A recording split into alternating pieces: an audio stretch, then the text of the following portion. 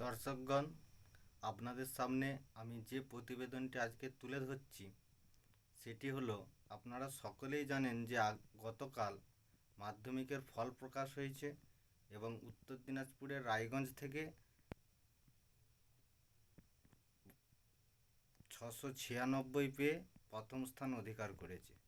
এবং আমার কতুলপুর ব্লকে বাড়ি, সেখানেও ঈশানী চক্রবর্তী নামে এক বালিকা সে তৃতীয় স্থান অধিকার করেছে।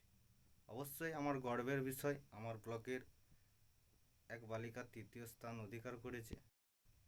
কিন্তু আমার প্রশ্ন হচ্ছে, এই যে রেজাল্ট হলো, এত ভালো ভালো নম্বর পেল, বর্তমানে ওদের ভবিষ্যৎ কি নিশ্চিত?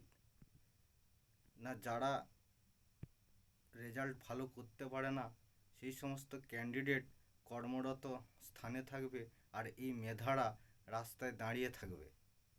আপনারাই বিচার করুন এবং আমাকে কমেন্ট করে জানান। আর যদি আমার এই প্রতিবেদনটি আপনাদের ভালো লেগে থাকে তাহলে আমার চ্যানেলটিকে আপনারা সাবস্ক্রাইব করে দিন।